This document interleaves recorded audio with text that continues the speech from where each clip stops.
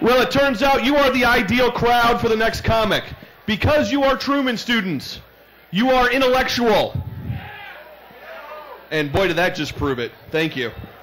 You are savvy. And you are a bunch of nerds. Please welcome to the stage nerd comic extraordinaire, James Williams.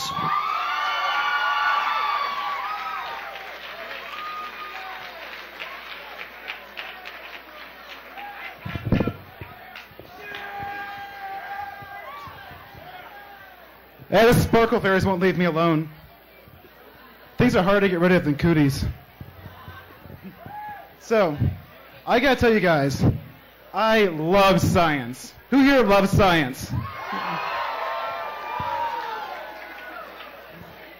I mean, I love science. Yeah.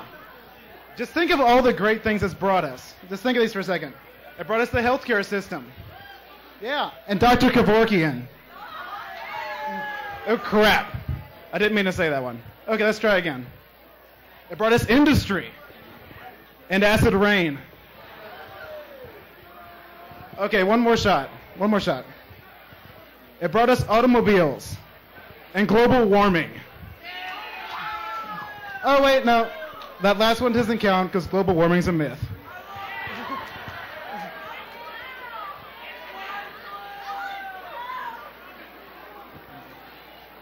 Okay, so you guys may have noticed my lab coat. Yeah? Yeah, it is sexy. The lab coat's a very important symbol for a lot of scientists. It shows their dedication to their art, the purity of their field. Some say it means they're virgins. You'll notice the smudges on the back say that's not true.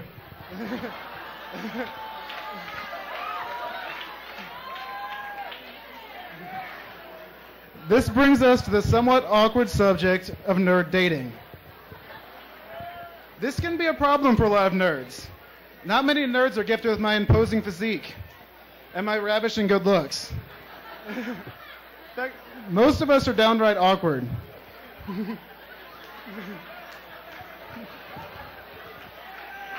Yeah. You see, whenever the frat boys want to go out and pick up some chicks, you know what they do? They go out to the quad, take off their shirts, and play frisbee.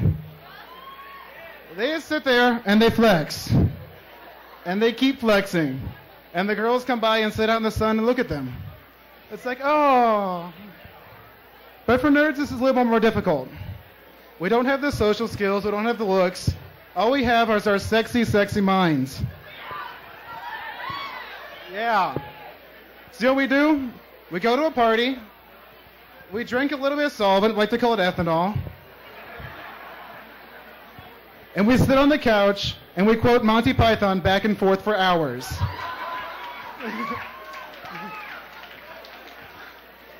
I actually got my first girlfriend that way. She liked the way I said shrubbery.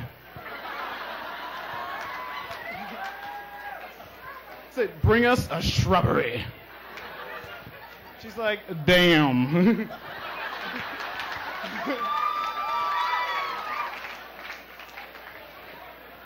Yeah.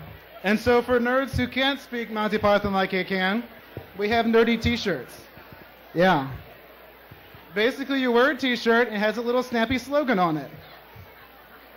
And the more clever the slogan is, the more everyone's supposed to love you for it. A good example is, hey, I'm with stupid. It shows you're smarter. It's important.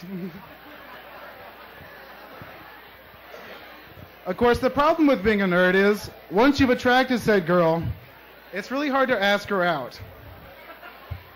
So this usually happens on like an online service, like, AIM or maybe Facebook. Who here's been asked out via email by a nerd? I know there's at least a few of you. I probably did it.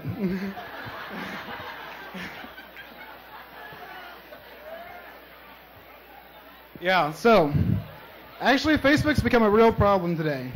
Because you see, it used to be whenever someone came up and you started talking to them, things were progressing nicely. You're like, hey, we're really hitting it off. But now with Facebook, whenever someone comes up and says, hey, I like your favorite band too. You're like, oh my gosh, they've been stalking me. How did they know I like the Super Mario Brothers Super Show? Yeah, you know what I'm talking about. In fact, people are doing crazy shit on Facebook. I saw some people who are married to their pets. Kind of unfortunate for the pet. It probably hurts a little bit. Some people were married to buildings, like OP. And some people are going around married to, like, you know, creepy historical events. I saw one girl married to the Battle of Waterloo. No joke, no joke. I checked out his Facebook page. He said he really hated Napoleon Dynamite. I can't fault his taste. It was a terrible movie. Okay, so once you guys, hit it off and the nerds get going, you go on the date, right? And you're going along, things are going well. You go out to the spas, you have a good time. You might go out at a sunset. And then you're sitting there kissing on the couch, trying to hide your excitement from all the girls. And she'll totally turn to you and say, hey, I'm ready to take the next step in our relationship. And that's when you think to yourself, holy crap, I'm Catholic, I can't do this.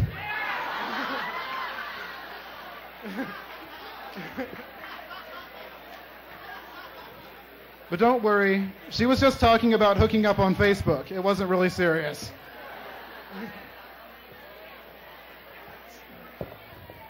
So, who has ever been on a road trip? Yeah? Yeah? So whenever you get in a road trip, what basically happens here is you all get together, realize there's not enough seats in the car for everyone who decided to come. So you pack in there like a bunch of sardines, right? You get 3 guys in the front and 6 girls in the back, a couple people in the trunk, and you're going along. And once the driver sits down in the seat, he becomes the king of the kingdom. No more than that. The car becomes a benevolent dictatorship. And everyone else becomes the rebel alliance. So hey, I'm hungry, I'm thirsty. Who the hell's that guy in the trunk? It's the last person who wouldn't shut their yap. Now be quiet.